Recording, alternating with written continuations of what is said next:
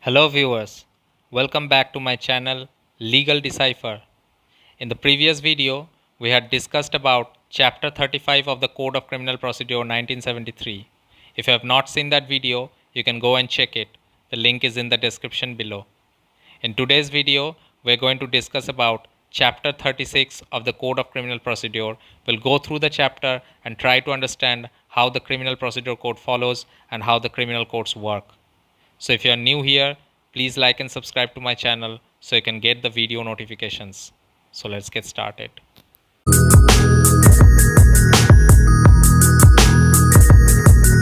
So today we are going to discuss about chapter 36 that talks about limitations for taking cognizance of certain offenses. So section 467 talks about definition. It says, for the purposes of this chapter, unless the context otherwise requires, period of limitation means the period specified in section 468 for taking cognizance of an offense. So basically it tells what is the time period of limitation that is to be considered for taking cognizance of an offense. It is written in section 468. Section 468 says that but to take cognizance after lapse of period of limitation. So after the limitation period is over, the cognizance of a case will not be taken into account.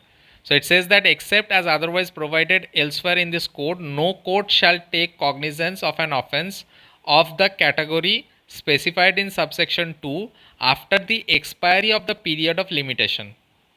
And the period of limitation is mentioned in subsection 2. It says it is 6 months if the offense is punishable with fine only. So if the offense is punishable with fine only, then the cognizance is to be taken within 6 months from the commission of such offense, and it will be 1 year if the punishment of such offense is imprisonment for a term not exceeding 1 year, and the period of limitation is 3 years if the offense is punishable with imprisonment for a term exceeding 1 year but not exceeding 3 years.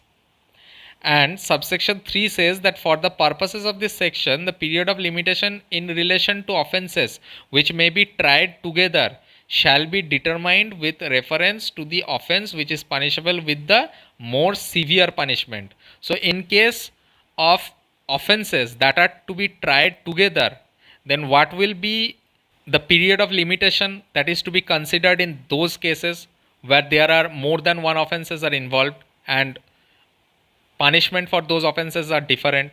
Then the offense whose punishment is of more severe nature, that offense will be deemed to be taken into account to calculate the limitation period thereof.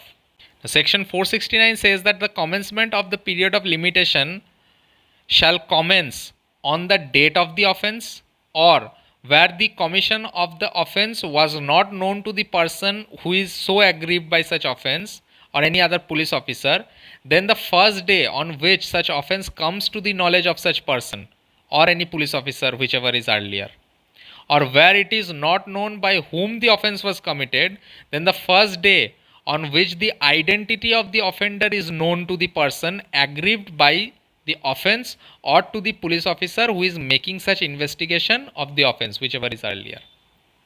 So basically section 469 says that the commencement of the period of limitation shall start either from the date of the offense where everything is known, or where the offense was not known by any aggrieved party or the officer in charge who has on the knowledge of such commission of offense, or where the person who is not determined as to, it is not known by whom the offense was committed, then in that case, whenever the person who has committed that offense is known that yes, this person has committed the offense, on and from that date, the limitation period will be calculated in this manner that are provided in clause A, B and C.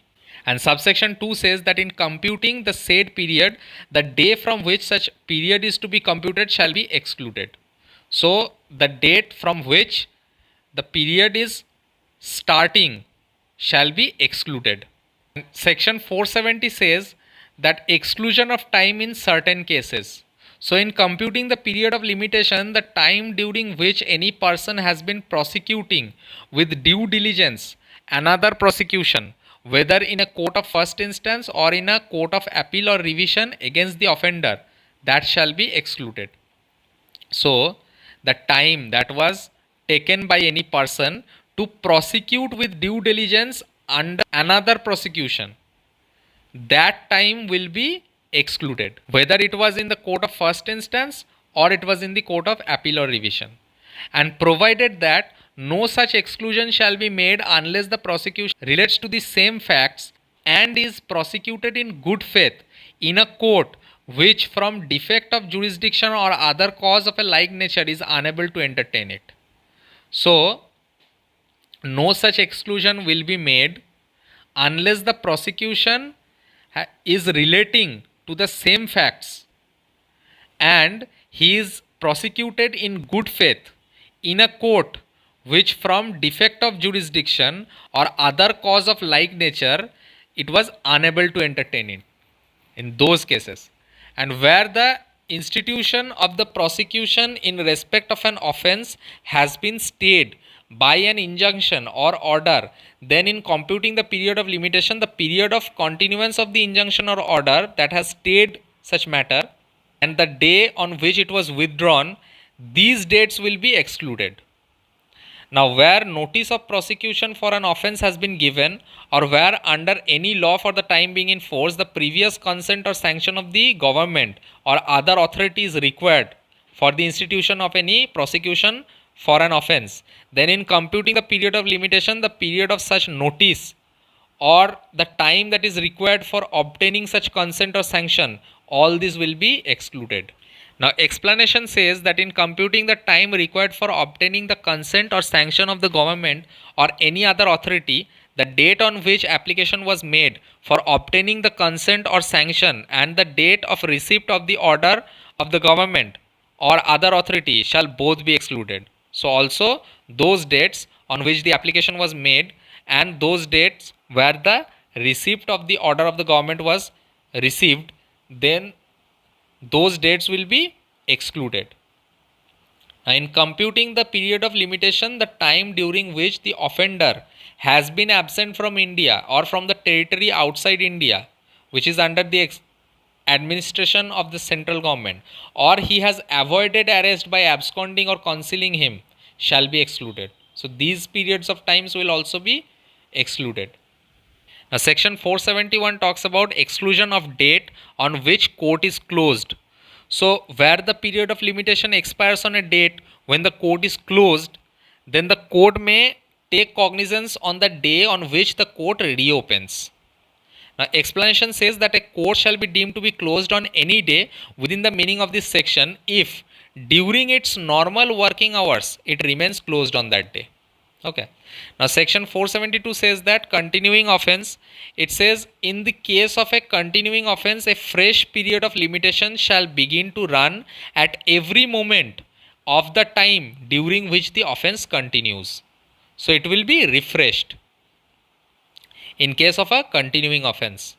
Now let's move on to the last section, that is 473. It talks about extension of period of limitation in certain cases. So notwithstanding anything contained in the foregoing provisions of this chapter, any court may take cognizance of an offence after the expiry of the period of limitation if it is satisfied on the facts and in the circumstances of the case that the delay has been properly explained, or that it is necessary so to do in interest of justice. So despite of all that is mentioned in this chapter, the last section also says that it is upon the discretion of the court to take cognizance of an offence even after the period of limitation is expired, if such court is satisfied that the delay was properly explained and it was necessary to take such case into cognizance for the interest of justice, even if such period of limitation has expired. So that's all in this video. If you like my videos, then don't forget to smash the like button and subscribe to my channel. Thank you so much for watching this video.